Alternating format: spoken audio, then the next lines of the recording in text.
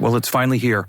In a world that always talks about how difficult change is, AI has hit the scene and has hit it in a big way. So fast that the capacity of new technology to continually reinvent itself seems to consistently and constantly double itself. This calls for major changes in education, changes in the way we teach, changes in our expectations, changes in how we assess. But now here's the trick.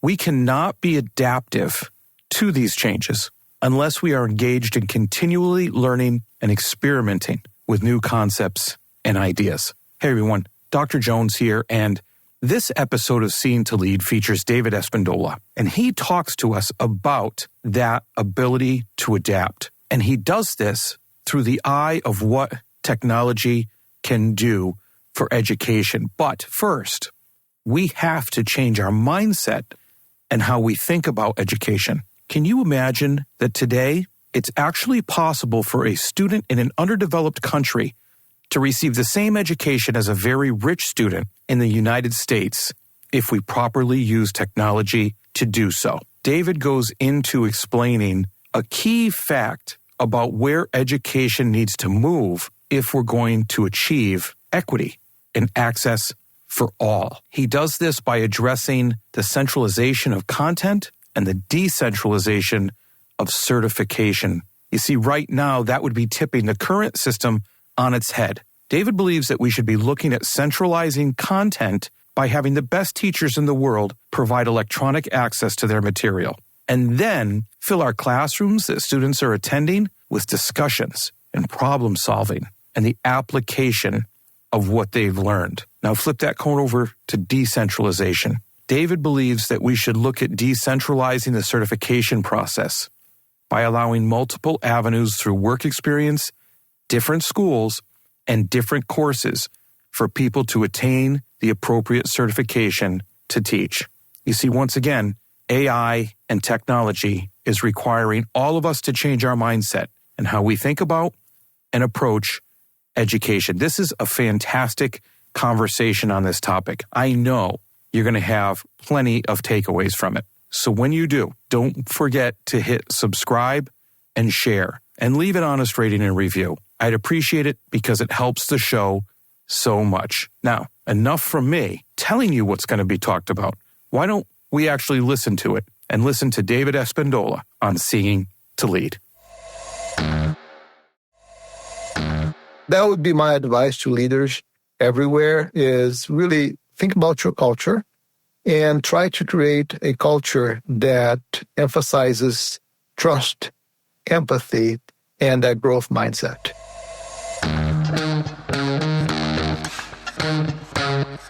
Dr. Chris Jones here, and welcome to Seeing to Lead, a show designed to help leaders increase their ability to effectively support, engage, and empower their staff through intentional practices so that they create an environment where everyone reaches their greatest level of success. On Seeing to Lead, communication rules the day as we hear voices from both teachers and leaders in an effort to examine perspectives, highlight misunderstandings, and provide steps to ultimately bridge the gap between what teachers need and provide through thoughtful dialogue. This show is about amplifying voices, creating understanding, and providing information to help everyone continually improve. I want to personally thank you for taking the time. Now, let's get to getting better. David Espindola is a consultant and an advisor, futurist, keynote speaker, and author. He is the founder of Brainyus, a company that applies the principles of transformative purpose, lifelong learning, and servant leadership to guide human AI transformation. David is an award-winning author of Soulful, You and the Future of Artificial Intelligence, published in May of 2023, and the Exponential Era, Strategies to Stay Ahead of the Curve in an Era of Chaotic Changes and Disruptive Forces, published by IEEE Press in 2021. David is the former CIO of Flexera Software and a former executive at Oracle. He was also a member of a Silicon Valley startup that grew 5 times during his tenure, resulting in an IPO. I'm excited to speak with David for a number of reasons today, but foremost is hearing his thoughts around AI as we work to embrace its reality in schools around the world, as well as strategies for change. David, welcome to Seeing to Lead. Thank you so much, Chris. Thank you for that great introduction. It's a great pleasure to be here with you. I said I'm excited to speak with you, and I really am, because we have a lot of changes that have been foisted upon education in that realm in the past few years, and they just keep coming. So could you do me a favor and explain to your listeners about your book, The Exponential Era, those strategies to stay ahead of the curve? And explain to us while you're talking to us about it, maybe the genesis of it and how that applies in the realm of education. Yeah, absolutely. So The Exponential Era is my first book that came out about 3 years ago. And the reason why I wrote the book, and I had a co-author that wrote it with me, is we were talking about all these changes that were happening, technology-driven changes, and how fast these changes were occurring. And we, being business leaders, we were thinking about the impact that these changes are going to have in business, because, we both come from having experience in dealing with these fast changes and realizing that change is difficult, and companies in general struggle with changes. And the faster these changes come, the harder it's going to be for companies to keep up. So in the book, I talk about 8 exponential platforms. So these are platforms that are growing at exponential speed. A lot of it is driven by this digitization revolution that we're experiencing, which is based on Moore's Law. So Moore's Law basically says that computing capacity doubles every 18 months to 2 years. And now we're experiencing several platforms that are being fueled by this digital revolution. Things like quantum computers and robotics and, biotech, AR, VR, AI, all of these things are being driven by this digital revolution.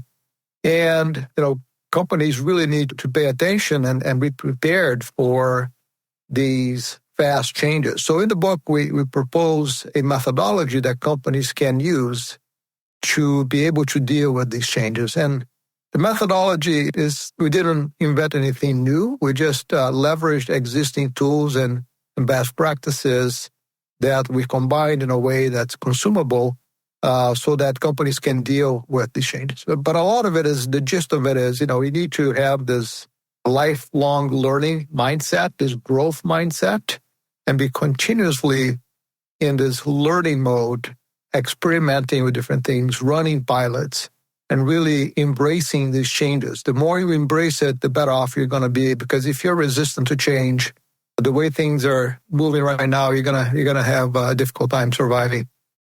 Most definitely. And I think of change-resistant things, and education comes up an awful lot, or at least very slow to change.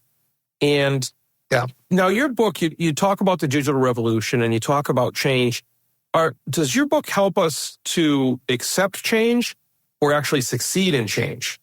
Well, I think they go together. The first step in being successful with change is to embrace it, right? So you need to accept, you need to realize that this is the world that we're living in right now. Things are changing very fast. And if you're not adaptive, then you're going to struggle. So having that realization is really, really important. And then, once you realize that this is what you need to do, then you need to figure out, how do I go about keeping up, right? So a lot of it is the education component of it, is learning. And learning can be formal learning. It could be, just consuming content, whether it's, through a university or reading books or listening to podcasts like your podcast, just being engaged in learning. But it can also be in the form of the work that you do, experimenting with new things, trying different things, running pilots to see if they work or not. So that, is part of that growth mindset. And also, having empathy, listening with empathy, and then learning from other people, and then connecting the dots in ways that will help you come to new realizations. So those are some of the topics that I talk extensively about in both books, the first book and the second book. Yeah, and I love the aspect of empathy and how you used empathy. A lot of times when we talk about empathy, we talk about empathizing with someone who has maybe gone through something difficult. Instead of empathy, I used it where you're listening to people and you're making sure you're picking up and you're connecting the dots. And when you talk about that, I think of the growth mindset and how schools talk about having a growth mindset and the resources for pilots and so forth, where sometimes that's not exactly what happens. How do schools who are directing learning, right, or preparing students for learning or these changes out in the world, get them ready to experience something completely different? I mean, they go from your school environment out into the business environment, and it's radically different often. And we have our programs, but I'm not sure those are quite enough. Is there something specific we should be looking for or doing? Yeah, so, like you said, education is very traditional, right? Things haven't changed all that much since the Industrial Revolution, and all the settings and the way we think about education was highly influenced by the Industrial Revolution. And the whole idea back then is to get people ready to join the workforce and have the skills that were necessary to participate in that economy. But things have changed considerably since then. But, education has pretty much stayed the same. A lot of what you and I learned, the schooling that we went through, a lot of it was, you go to class, you absorb information, and then you regurgitate that information back to the teacher to prove that you learned what you're supposed to learn, right? In the form of standardized testing.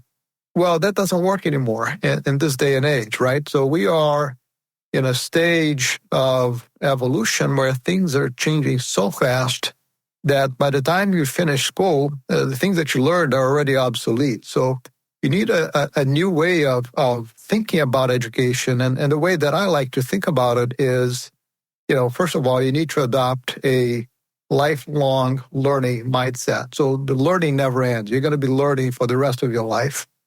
And in terms of the school setting itself, today, the content distribution is decentralized, right? So, I when I was in college, I had a physics teacher. I went to a state school. My physics teacher used to always say, the physics that you learn here is the exact same physics that you learn at Harvard. So the physics doesn't change, right? So if you think about that concept, so why do we need to have a physics professor in every school? Why can't we just get the best physics professors in the world, have that content delivered electronically to the students, and then the time that you spend in class should be all about discussing what you learned, right? And sharing that with other students and having debates and having conversations, learning how to interact socially, learning how to cooperate with others, teamwork.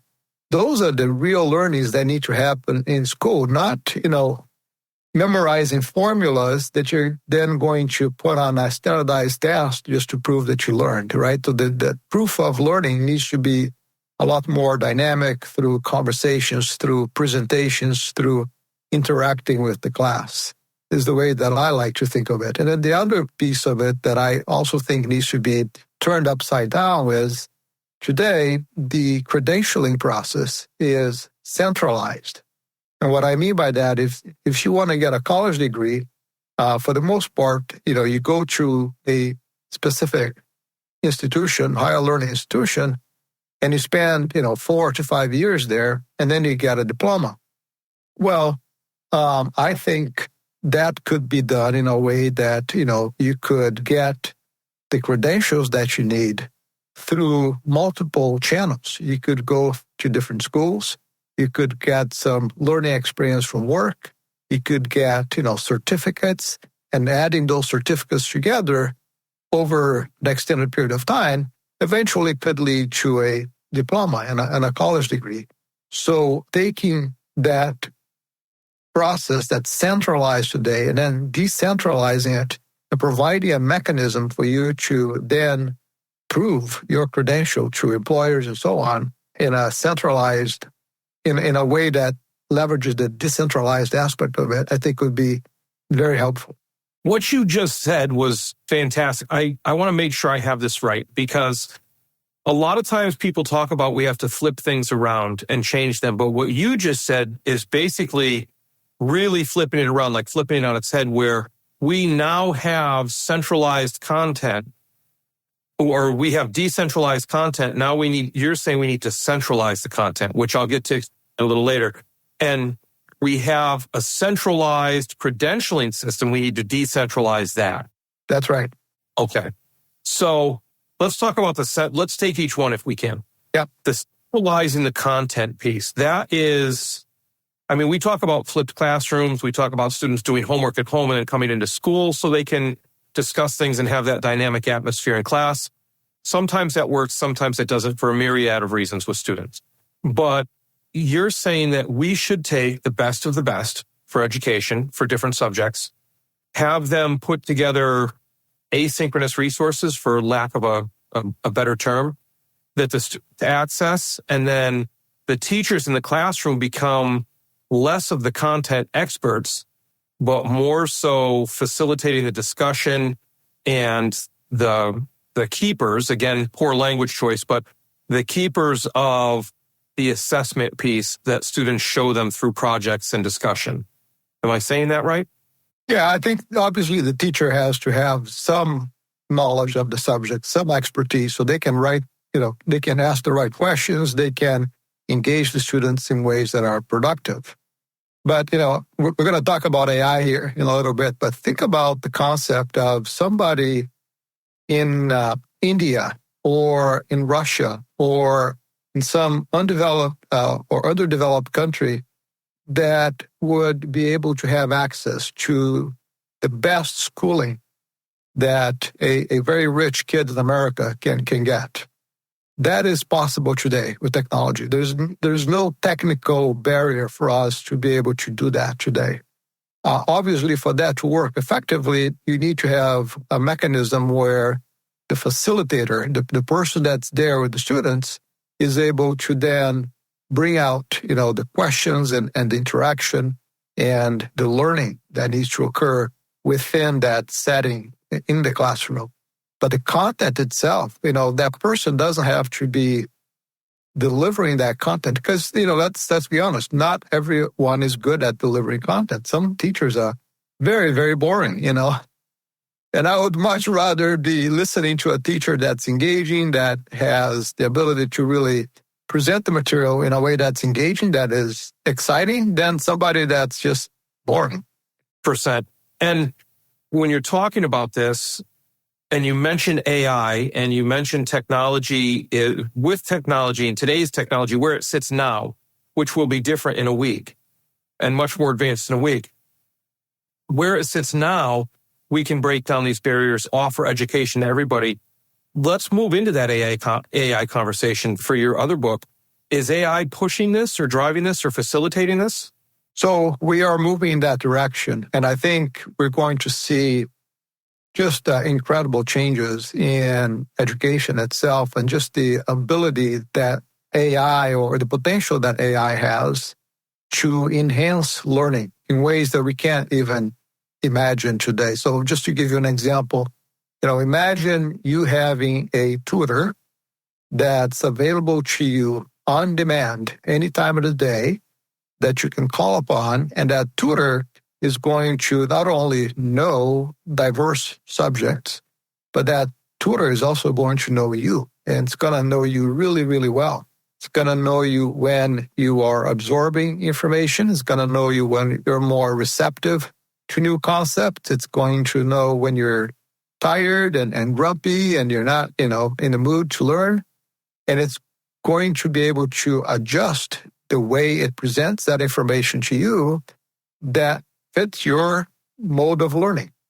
So, that concept to me is just tremendous, right? I think it could make such a huge difference in the way we educate our youth. So I think the potential is absolutely fantastic.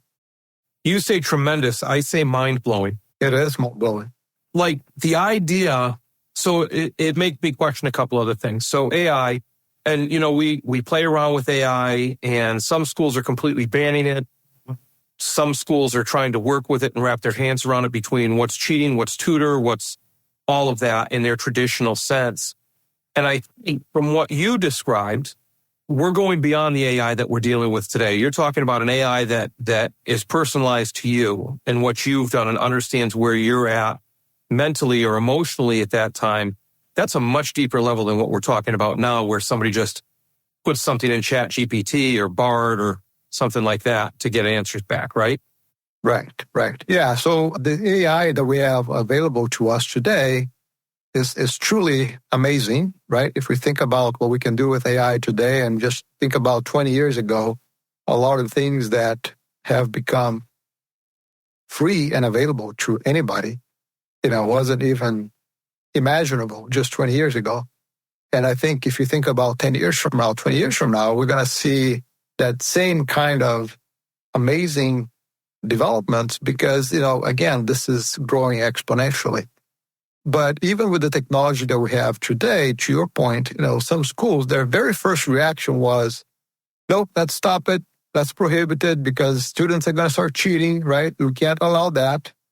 And that comes from that mindset of, the way we do education is we provide information to you, you absorb it, and regurgitate it to us in standardized testing. Well, if you have an AI that's going to provide the answers for you, then you have a lot of learning.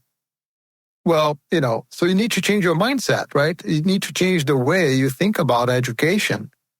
Prohibiting it is doing a disservice to these students because guess what they're going to do when they get out of school and go to the workplace? They're going to work with these tools, right? So it just doesn't make any sense.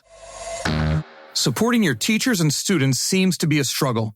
They just don't seem to be engaged.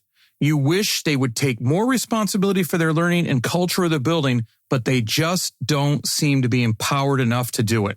So, my question is, have you checked out the book Seeing to Lead yet? It's all about creating a true educational experience where learning, growth, leadership, and community take center stage. Full of strategies and resources, Seeing to Lead is about attaining that goal by employing a model that supports, engages, and empowers all individuals to become leaders themselves. Pick up a copy today at seeingtolead.com. That's SEEINGTOLEAD.com. Remember, you don't become a leader and then decide you need to support and recognize others more than yourself. It is the moment you realize it's about supporting and recognizing others that you become a leader. Seeingtolead.com. So because of all this, or in light of all this, you ended up writing a book, Soulful, You and the Future of Artificial Intelligence. Could you tell the listeners a little bit about that book and what they would find in it when they open it up? Yeah. So, I really wanted to give the audience just a sense for how deep and fast the changes that are going to come with AI are going to be. And so I talk a little bit about the history of AI. I talk about where we are today, where this technology is going. I talk about some of the ethical issues because we do have some really deep ethical issues that we need to deal with. And then I talk about, this whole idea of how are we going to collaborate with these intelligent machines? And, part of it is this learning process that we've been talking about, and I have a whole chapter dedicated to that. So we really need to rethink the way we learn things, and we need to rethink the way businesses are going to operate when you have, machines that are going to be available that can do all the things that we are not good at as humans, or that machines can be better than us as humans. But yet it opens the opportunity for us to focus on doing the things that we're really good at and that we enjoy doing and that the machines can't necessarily touch. So I'm talking about things like building trust. I'm talking about empathy. I'm talking about genuine creativity, right? So these are things that are naturally human traits that we're going to be able to do more and more because the machines are going to be doing the manual things that we don't necessarily want to do. So, and this is one of the things I really like about your title, You in the Future. of artificial intelligence. You put you in there as one of the words. And it really seems to address the fear that people have. And it might be a lost reference on a lot of the listeners, but the Terminator fear from that series of movies. So in your book, you just talked about trust, genuine creativity, empathy, those human skills. Is it more of a focus on that we need to move to and be educating students around in schools? Yeah, I think this is a process that's going to be evolving over time. One of the challenges that we have today is that the technology moves a lot faster than our ability to change with it, even regulation, right? Our ability to create laws that can be effective in dealing with these changes. So change is difficult, right? I spent most of my career dealing with change management. And I'll be the first one to tell you, change is not easy. So we're going through this process of dealing with probably the fastest change we've ever experienced as humans. And we need to take a deep breath and understand that this is difficult, accept for what it is, but at the same time, embrace it and think about all the benefits that it can provide. So the fear, I can empathize with the fear, especially people that are thinking, well, is AI going to take my job, right? I hear that all the time. And the answer to that question is, if your job is primarily doing something that is algorithmic in nature, and by that I mean, if your job is really just doing a set of tasks that you're just following a set of instructions, yes, it's very likely that your job is going to be exposed to automation. On the other hand, we're going to have a number of other jobs that are going to come up, things that we can't even think about right now, things that we don't really know what they are. But, so the best example I can give you right now is, 12 months ago, we experienced, the Chat GPT revolution, if you will, or 14 months ago, right? 14 or 15 months ago. And within months from that, we started to see a new job called prompt engineering, which is something that nobody knew anything about. Nobody had ever, imagined that this would be a job. Well, today it is a job. It's in very high demand and it pays extremely well, right?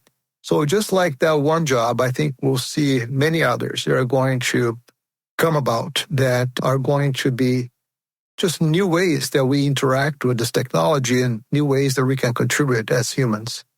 So you talk about mindset, and the educational realm has been saying for a while that we need to prepare students for jobs that don't yet exist.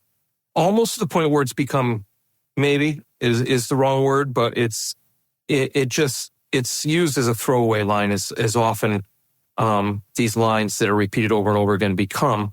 But I think to myself, something like AI, where we need that mindset change in schools, that it's not cheating. It's students using the tools of today that they're going to continue to use in even greater degree tomorrow when they leave schools. But I also think about, you had said regulations can't keep up with the technological changes. And so I think that's maybe where schools and school systems get a little worried, because it could be cheating to some degree, yes, if they don't have governing rules around it. I mean, they can't just open it up Wild West style, right? They need some type of rules, but if they wait long enough to get effective rules that allow the use of it versus the unethical use of it, do they fall behind and then forever stay behind? Yeah, so I think we do need guardrails. I'm all for guardrails. Technology is not perfect. There are things that we need to be able to protect students from, not being exposed to things that are inappropriate, things that will be more harmful than good. So we do need those guardrails. However, completely eliminating the technology and prohibiting students from using it is not the answer either, right? Because, like we said, they're going to go outside of the school environment, and that's the technology that they're going to run into. And so we need to find that balance. But I think there are ways, and I've talked to some teachers that are effectively using generative AI with their students, and they're giving projects to those students, and they're telling the students, go ahead and use generative AI to produce, products that, the papers or the prototypes or whatever it is that you're developing, and that's coursework.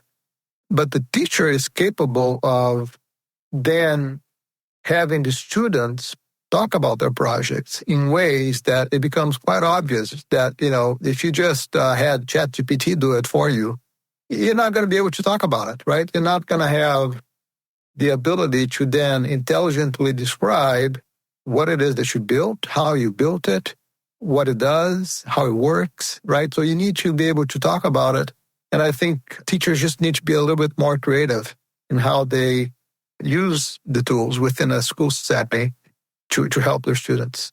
And I think that's where the mindset change comes in, is for teachers to still be doing that assessing piece, but be able to see that students truly can't talk about it. I think back to, and wow, this is going back years, when I was in the classroom, one of the first years in the classroom, I had a student plagiarize, which back then it wasn't ChatGPT or anything. But the reason I was able to tell the student had plagiarized is because they couldn't tell me what semi-hemispherical earthen mounds were. So, I think that's where the mindset change is going to come, when we focus more on that assessment piece that you were talking about in the classroom, where they have to explain. It has to be more dynamic. And then, so what if you put something together using AI? Because if you really didn't put the effort in or the work, or you don't understand it, you can't explain it. That's absolutely correct. Look, David, I've had a great time talking with you today. I could talk to you more and more about AI and change, two very important and to me important topics in my everyday duties that I perform. But we're coming to the end of the podcast. So I just wanted to ask you, if you weren't in the educational sphere, who, not what would you be? I'll give you a funny answer to that. Fair enough. So I'm an avid soccer player. I've played my entire life. And, I think a lot of kids think about, becoming a professional sports player. And so my dream would have been to play soccer professionally. Obviously, that requires skills and athletic capabilities that I'm not anywhere near having. But I can dream about it, right? I can think about how great that would have been because, I put a lot of effort into playing, but I do it for fun, right? Obviously, I don't get paid to do it. But, how great it would have been to be able to do that and get paid for it. It's funny that you say that because a lot of kids do that. But one of the things that strikes me about the mindset you have around that is that it's not necessarily about getting that opportunity, even though that would be great, but all the skills and even those soft skills that we like to label them that you've built as you continue to play and play. Yeah. I say the same thing about a lot of the sports that students get involved in. The idea that they stick with something and they keep going and they stay with it, they learn a lot of skills besides just the ability to play that sport. Oh, yeah, absolutely. I'm a big fan of, sports as a way for developing people. Helps you develop character, helps you develop, the ability to work in teams. There's a lot of benefits. So that said, what's the most important piece of advice you would give to leaders as they work to better support, engage, and empower those they serve? So I'm going to borrow from a company and a leader that I really admire for their ability to transform, and that is Microsoft and Satya Nadella specifically.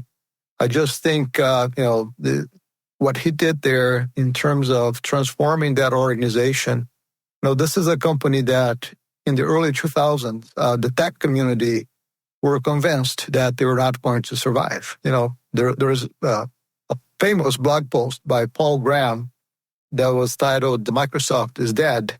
And today, Microsoft is, again, one of the most respected, most influential tech companies in the world. And, so how did that happen, right? I get really curious about these things. I really love to study these things. And in studying it, I realized that Satya Nadella really emphasized culture as one of the first things that he did when he became CEO of Microsoft. And it goes back to all the things that we just talked about. It's about creating a culture where there is trust, where there is empathy, and there's that growth mindset, right? You're always learning. And he really put a lot of emphasis in changing that culture at Microsoft. So that would be my advice to leaders everywhere, is really think about your culture and try to create a culture that emphasizes trust, empathy, and that growth mindset. Well, on that note, David, how can people get in touch with you? What's the best way for people to get in touch with you? If they want to hear more about this, they want to pick up your book, they want to reach out? Yeah, a couple of ways. I'm active on LinkedIn. So if you look me up on LinkedIn, David Espindola, you'll find me there. I also have my own personal website, david.com, and you can get more information there as well and connect with me there. Absolutely fantastic. I'll put those in the show notes so people can just hit them and reach out if they have any questions, if they want to talk to you about anything further. Fantastic. David, thank you very much for coming on Seeing to Lead. Your thoughts are excellent. There are a couple things that really just have my head spinning right now that I really want to dive into deeper and look into, and I look forward to enacting some more change in education and moving towards the future and what that holds. Fantastic. Thank you so much for having me. I appreciate it. Well, that's a wrap, but not the end. Next step, be sure to take action on something you heard here today.